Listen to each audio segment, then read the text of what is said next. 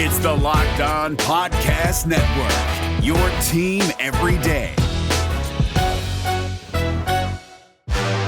You are Locked On Saints, your daily New Orleans Saints podcast. Part of the Locked On Podcast Network, your team every day.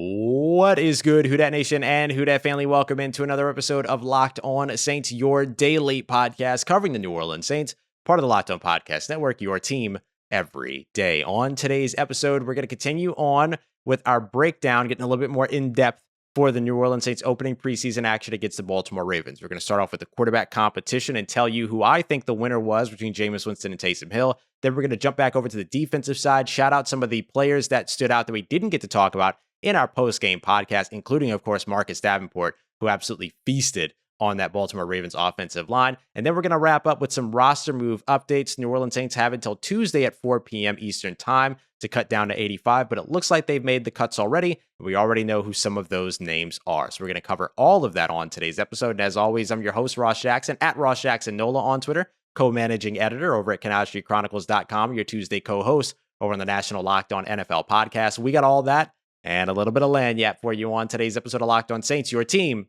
every day. All right, family, as we kick off today's episode, we're going to start off with getting a little bit more granular when it comes to the quarterback conversation, the competition between Jameis Winston and Taysom Hill. And listen, I get it. Taysom fans want Taysom to win. Jameis fans want Jameis to win. But my job is to be objective and to take a look at the tape, basically. And so I did. I broke down all 12 of each of these quarterbacks' throws, and I took a look at three different elements. The first of which being sort of on-target versus off-target throws, so looking at accuracy. The second one being turnover-worthy throws, which is not necessarily the same. We'll draw our delineation there. And then we'll take a look at some of the other bits, which include field progression, which include command of the huddle, which include momentum. So these other pieces that I also want to take a look at with these quarterbacks that don't show up on the stat sheet. Now, again, I'm going to do my best not to have a bias here. I've been very clear about who it is that I think should win this quarterback competition, but let's just right now talk about what we observed. So as I looked at all 12 of the throws from each of these quarterbacks, I found that both of the quarterbacks threw 4 off-target throws and 8 on-target throws each. So in terms of accuracy from a sort of broad perspective, both of them ended up in the same place. However, you do want to look at the degree of these off-targets and what they led to, and that's where I think Jameis Winston gets the edge. I have 3 of these passes on Taysom's side that were egregiously off target, and then only 2 on the Jameis Winston side. For Taysom, there was the throw behind Latavius Murray, which you just have to be able to make. I know that he was under pressure, but that's and the pocket was breaking down, but that's exactly what that route is there for. You complete that pass, Latavius Murray has nothing but green grass in front of him and an easy first down, and potentially saves you from the very next play, which is the next off-target throw that I want to talk about, the interception on the target to Ty Montgomery. Yes, Ty Montgomery stopped short. Arguably, Ty Montgomery should have stopped short because it was zone coverage. But all in all, regardless, an overthrow is almost always going to at least get a hand on it by some defensive back. Overthrows like that are more likely to be intercepted than some of the other passes that we see out there. So you simply can't let that happen. And I understand that it was a miscommunication, but we're going to talk about miscommunications here in a little bit because there's a little bit of a command of the huddle situation there. Am I going to hold this entirely against Taysom Hill? No, not at all. But do I hold it still in a kind of off-target and turnover-worthy throw category? Yeah, I do. And I get that I get that it was a miscommunication, but those are the types of passes that you cannot make. The next thing that we're going to talk about is Taysom Hill's next turnover-worthy throw. And again, we're going to come back to turnover-worthy throws here in a moment. But the near interception that he threw to Marquez Callaway over on the right side that was behind and low gave the defensive back an opportunity to be able to make a play on that. You put that outside, sort of where Drew Brees would usually put it, outside toward the sideline. You give Marquez Callaway a better chance to be able to make a play on that ball and to not force him to turn into a defensive back, instead to knock the ball away from the actual cornerback that nearly intercepted that pass. So actually, Marquez Callaway didn't even get the opportunity to knock it away from him. The cornerback just simply didn't make the play. The other off-target throw that I have, the fourth one from Taysom Hill, I don't really count against him, or I'm not going to count it because it was high for Lil Jordan Humphrey, but he still made that catch. I have a similar situation with Jameis Winston. Now let's talk about Jameis Winston's 4 off-target throws and which ones were the most egregious for me. The first throw was very egregious to me. And we can maybe give him the benefit of the doubt here. It was his first throw since the San Francisco game last year, but the throw was very much behind Nick Van Ette, and that's a throw that should be a little bit simpler to make for an NFL quarterback. So yes, I consider that an egregiously off-target throw. Alex Arma, another target on the right sideline. That one was low to him. I thought that one was on Jameis. No pressure, nothing like that. Nothing that really rushed him there. Just simply didn't put that pass where it needed to be. Those are my 2 sort of egregiously off-target throws. Here are the other 2 off-target throws for Jameis Winston. The first one being a throw that was behind Chris Hogan on a quick slant during the 2-minute drill. I don't put that one on Jameis Winston as much. I don't put it in the egregious category because Chris Hogan was still able to make the catch and pick up 5 yards, just like Lil Jordan Humphrey was able to make the high catch, was able to make the catch on the high throw from Taysom Hill for 6 yards in our earlier portion of the conversation. So I evened those out and I kind of just moved them away. They're offsetting penalties. Now, the last throw that I want to talk about is Jameis Winston's underthrow to Lil Jordan Humphrey. That kind of got tipped in the air and then intercepted by the Baltimore Ravens. Do I call that one a turnover-worthy throw? We'll come back to that. Do I consider it an off-target throw? Yes. I still consider it an off-target throw. It was underthrown. Should it have been a yard ahead, a yard inside, whatever? Give Lil Jordan Humphrey an opportunity to make a play on the ball without giving the defensive back an opportunity to make a play on the ball? Sure. Do I consider it turnover-worthy, however? No, I do not. I simply do not. I don't think that pass gets intercepted as often as Taysom Hill's overthrow and miscommunication with Ty Montgomery gets intercepted. That's my biggest takeaway when it comes to looking at the turnover-worthy portion of this, right? The off-target throws, I give the edge to Jameis Winston there. The turnover-worthy throws, I very much give the edge to Jameis Winston because to me, there were 2 turnover-worthy passes by Taysom Hill. The overthrow that was intercepted, which again, I understand was a miscommunication, but that pass is going to get intercepted when you overthrow a receiver like that. That's going to happen. So you have to not make that throw. And then in the other hand, being the pass that was low and behind Marquez Callaway on the right sideline that almost got, or the right hash that almost got intercepted. Those are the 2 turnover-worthy throws. For me, Jameis Winston did not have a turnover-worthy throw in this game. Did he have an off-target throw that was underthrown? Yes, absolutely. But did he throw a pass that was turnover-worthy? Not in my opinion. Now, maybe you disagree, but that's how I feel watching that play over and over and over again. So I give the edge there to Jameis as well when it comes to turnover-worthy throws. So far, 2-0 over our 3 categories. So Jameis Winston, for me, clearly the winner of the day. But let's take it a step further. Let's take a look at some of the other things that don't show up on the stat sheet. Let's talk about field progressions. Consistently, Taysom Hill only used 1/2 of the field. For me, there were only 4 plays, in which Taysom Hill went beyond his first read. Only 1 time did he go beyond his second read. 3 of his off-target passes were times that he went beyond his first read. That's not good news. That means the longer that he's holding on to the ball, the less likely it is that he's going to be able to deliver an accurate pass as he's reading through his progressions and therefore probably feeling the clock ticking. That's a composure issue. When it comes down to Jameis Winston, there are actually only 4 passes that I saw him throw to his first read. Several times that I see him go to his second or third read. Command of the huddle, momentum, things like that. I thought Taysom did a fantastic job in the opening drive. That is a quintessential part of Sean Payton's offense, the scripted first 15. I thought that Taysom did a great job there in all of his connections with Marquez Callaway, who had like 61 of Taysom Hill's 62 yards to open up the game.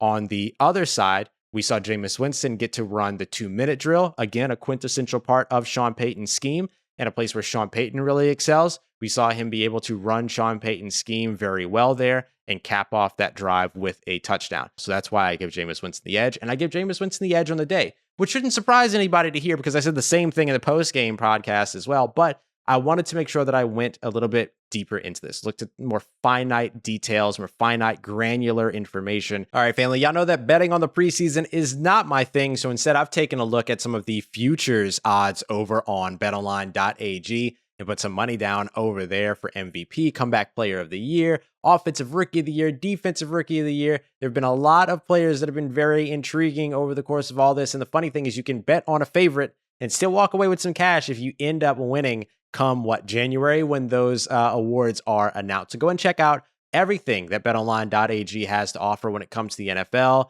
You can also look at the MLB. You can look at the WNBA getting started again here soon, as well as the NBA season. You can get ahead of some things before the season begins on October 19th as well. So much to check out over at betonline.ag, and so much for you to earn over there as well, because we'll give you a 50% welcome bonus if you use the promo code Locked On when you put down your very first deposit. So go create an account. Use that promo code Locked On, LOCKEDON, so you can get a 50% welcome bonus over at betonline.ag with your very first deposit. It's BetOnline, your online sportsbook experts. All right, Who Dat Nation, continuing on with today's episode of Locked On Saints. But wait, if you have some fantasy football questions that you want to ask, don't miss our live fantasy football show on Wednesday, just in a couple of days at 9 p.m. Eastern Time over in the Locked On NFL podcast. Get your questions asked before the fantasy football season gets underway. So I want to start by I want to continue on today's episode, talking about the defensive side now. We shouted out a bunch of players on the Sunday post-game show. We talked about Zach Bond, we talked about Paulson Adebo, we talked about Caden Ellis, and a few other players that stood out.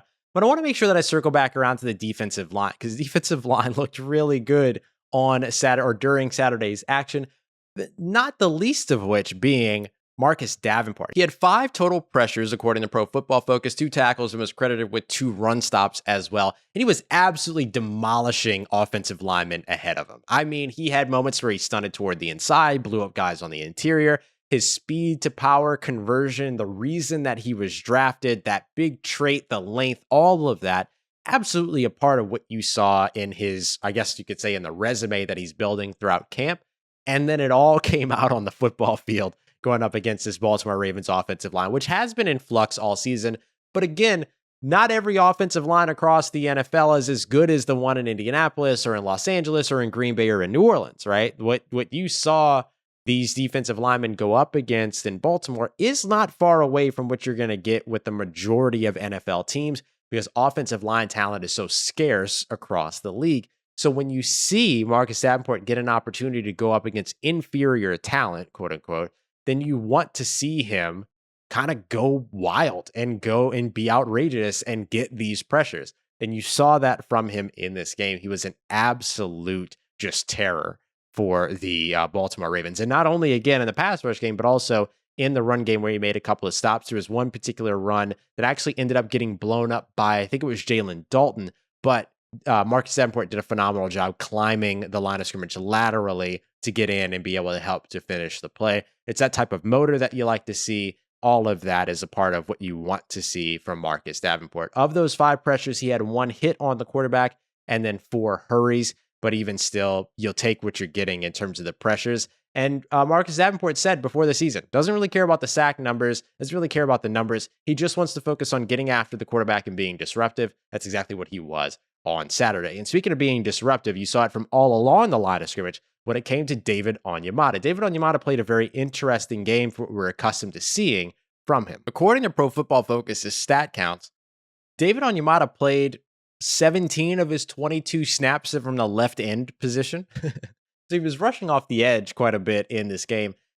Sean Payton kind of clarified that afterwards, mentioned that because they were down players on the defense at the defensive end position, that they ended up playing David Onyemata there so they could keep their rotation going. And of course, the Saints didn't play Cam Jordan. You didn't have Peyton Turner, and Tano Passanio ended up having to leave the game after he kind of got busted up in the face. And so I think with all of that, that's why you saw David Onyemata playing on the edge. I don't think it's something you're going to see translate over to the regular season, but it was fun to see, and he was very disruptive regardless of where you put him. He had, I think you can credit him with 2 sacks in this game. He had one where Trace McSorley tried to come up the middle and sort of, it was a bit of a scramble. You might call it a draw, so maybe it went down as a run play, but a nice tackle behind the line of scrimmage. Then he had another one to where Trace McSorley tripped, and he was able to just touch him down, essentially. But I think David Onyemata had a great game, 4 total pressures in this one, and also had several run stops as well.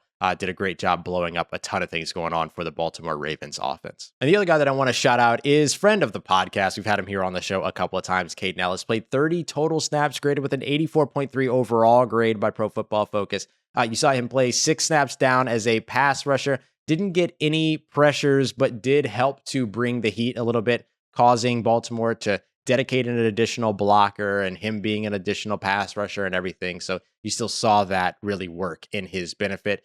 You saw him with one missed tackle, but you also saw him make a couple of plays as well, including a very, very good play to where he sniffed out a pass that went to the outside. And then you also saw him targeted 5 times in this game. He allowed 4 catches, but only 23 yards, and forced an incompletion with a pass breakup as well. So a nice day for Caden Ellis, who also had a really nice day on special teams. And finally, just a quick question. Was there any player out there hitting harder than both Eric Burrell and Chase Hansen? Both of these guys were making sure that you knew that you were hit by one of them. Chase Hansen had a couple of nice plays. One of them was a tackle he actually missed as the quarterback was going out of bounds, but he almost had his own Zach Bond either stay in or get out type of a situation. But Eric Burrell came down and crashed down on a couple of players for some big hits. And look, it's the preseason. And so these guys want to make sure that they're memorable. And if you're making good form tackles and you're making, these big tackles and big plays, definitely a way to make sure that you're standing out to your defensive coordinator. All right, y'all, coming up next, we're going to take a look at the cuts that have already been made by the New Orleans Saints. We know that they have to cut 5 before Tuesday at 4 p.m. Eastern time. Looks like they've already made those cuts, and a few of them we know. So I'll update you on those names, and we'll take a quick look at the NFL Network's top 100, a New Orleans Saint that should have made this list a long time ago, finally making it for the first time. We've got all of that coming up for you as we wrap up today's episode of Locked On Saints. And as always, today's episode is brought to you in part by our good friends over at BuiltBar.com. You can check out all their other products at Built.com, but I highly recommend these protein bars. They taste like candy bars. They're covered in 100% chocolate. They have incredible flavors, but you're not overloading yourself with sugar. You're talking 4 or 5 grams of sugar, 4 or 5 grams of net carbs, calories running only 130 to 180 on these bars, despite the fact that you're getting 17, 18 grams of protein and like thousands of grams of deliciousness, because this stuff is incredible. These flavors are remarkable. You have 9 total flavors you can choose from. You can go and get a sample box so that you can get 2 of each of those flavors and try everything. So go and check them out. Grab yourself a box of Built Bars. Try them for yourself. Don't just take my word for it. And use the promo code LOCKED15, LOCKED15, for 15% off. That's 15% off with the promo code LOCKED15 at BuiltBar.com. And of course, our good friends over at RockAuto.com are also always looking out for you. Whatever it is that you need, whether you're a do-it-yourselfer or a professional, when it comes to your auto parts needs, Rock Auto has you covered like no one else does. Just the other day, we were looking for my fiance's car, some of the clips to make sure that your bumper stays on because a couple of them broke. Well, able to find them on rockauto.com, no problem, and caught them mad cheap as well. It cost me a couple of bucks, essentially, to get them on their way. Didn't even have to leave the crib to get it done. So I love rockauto.com. I'm always going there to make sure anything that we need for our cars here at home, we're getting it taken care of with Rock Auto, especially stuff that we can just do on our own or look up a YouTube video to do anyway. I'm not going to go pay somebody hundreds of dollars, in some cases thousands of dollars to do it if I can do it myself. Bump all that. I've got rockauto.com. I'll be fine. So you should go and check out Rock Auto because you've got rockauto.com as well, and you'll be fine. Don't forget to let them know that we sent you by writing Locked On in the How'd You Hear About Us section at checkout. Once again, that's Rock Auto. Amazing selection, reliable low prices, and all the parts your car will ever need. Let's get it, Who Dat Nation. Wrapping up today's episode of Locked On Saints with a quick look at 2 new pieces of information that we got over the course of the last 24 hours. New Orleans Saints have until Tuesday at 4 p.m. Eastern time to cut down to 85. It looks like they've already made those cuts. Out of the 5 cuts that they've made, we already know 3 of them, according to sources and as being reported by Nick Underhill over at NewOrleans.football. We're also going to take a look at the NFL Top 100 so far and talk about the Saints that have made that list. So to start us off, let's talk a little bit about these cuts, though. So we know that this is a new cut structure for the NFL. You have to cut down 5 players after the first week, 5 more players after the second week, and then after the third week of the preseason, then you'll see them go from 80 to 53 as opposed to 90 to 53, which we've seen over the most recent years. So with this being the case, the New Orleans Saints have moved on from 3 players. Noah Spence, that we know for sure, Prince Amukamara, that we know for sure, as well as Stevie Scott, that we know for sure. So those are the 3 that we've heard so far. We know that there are 2 more that have been cut. There were a lot of players that weren't present at practice. Some of those players could be the ones that were moved on from. We'll find out as things continue on. But Stevie Scott, no big surprise, especially after the performance that Tony Jones Jr. had. Stevie Scott didn't even get out on the field. New Orleans Saints have a bit of a stable at running backs right now because you've got, of course, Alvin Kamara, who I don't think you're going to see during the preseason.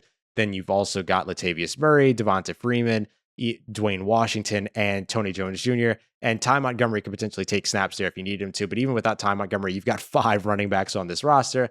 Just essentially more than is necessary to have a 6th guy that's not going to get any snaps. So Stevie Scott has been moved on from at this time. It didn't feel like Stevie Scott was going to be somebody that was going to make the roster. He's not a very explosive player. He's a little bit more of a gap runner as opposed to a zone runner, or a little bit of a straight up runner as opposed to a zone run type scheme. So I just don't know that he was really going to be the big fit. He's not a very explosive guy either, as I talked about right after they signed him. Only 2 plays of over 35 plus yards during his collegiate years. And that's in college. Like, big runs happen all the time in college. You just didn't see those from Stevie Scott. So unfortunately, he now gets an opportunity.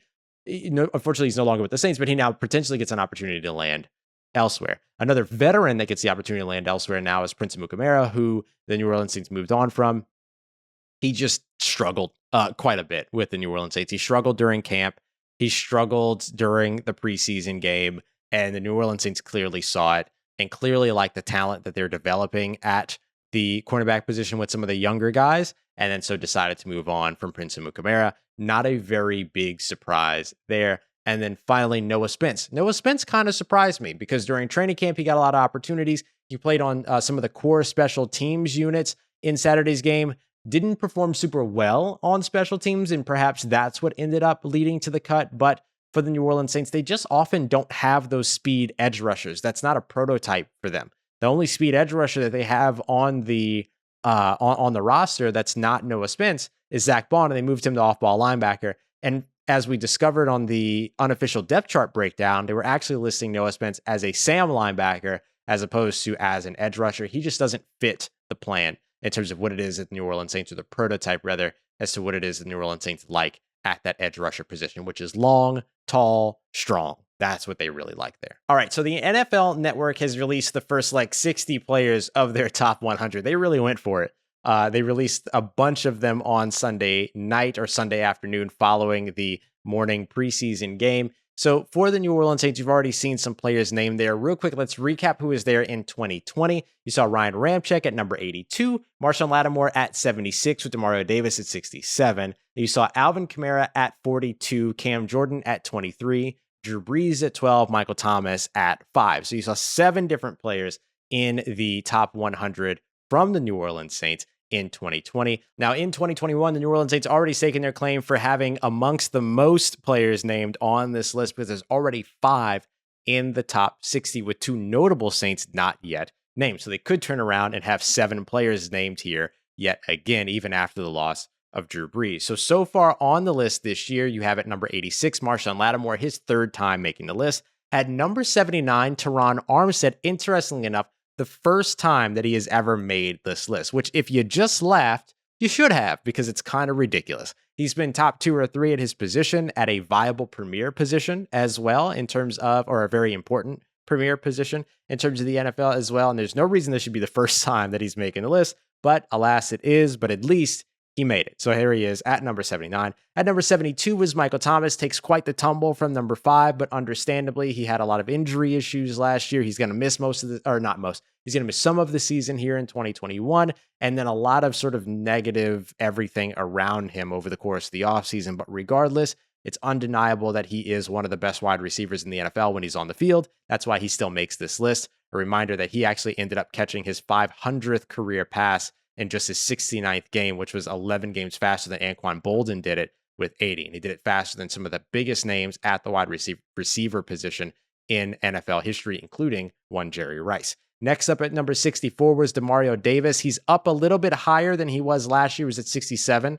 last year. And maybe some folks will say this is too low for Demario Davis. I certainly think so. But for Demario Davis, he is probably just excited that he even gets the opportunity to make the list. Obviously, always a very humble and grateful person. You can check out more on that over on Canal Street Chronicles, a piece that I did around his selection. And then at number 46 comes Cam Jordan with the quote, "He can do everything," and ain't that just about the truth? Remaining not named on the list so far, Alvin Kamara, Ryan Ramczyk. Wouldn't be surprised to see them here as the top 40 starts to get announced. All right, y'all, we covered a ton in today's episode, and we're not even done talking about the first preseason game yet. I know, it's wild. Tuesday is Analytics Tuesday, so we're going to break it down, talk a little bit more about what happened and why with the numbers and with some help of some of the best analytics metrics out there to help tell all of that story. And then on Wednesday, we're going to be joined by John Sigler of Saints Wire to talk a little bit more about these cut downs. And we'll continue on getting you ready for the Jaguars game Thursday and Friday leading up to the game on Saturday. So much more programming here for you across Locked On Saints. Appreciate you being here. And as always, for everything in between all that, you can find me on Twitter at Ross Jackson, NOLA. Hit me up. Let me know how the family's doing. Let me know how you're living. Let me know how your mom and them. And trust you, that nation. I'll holla at you.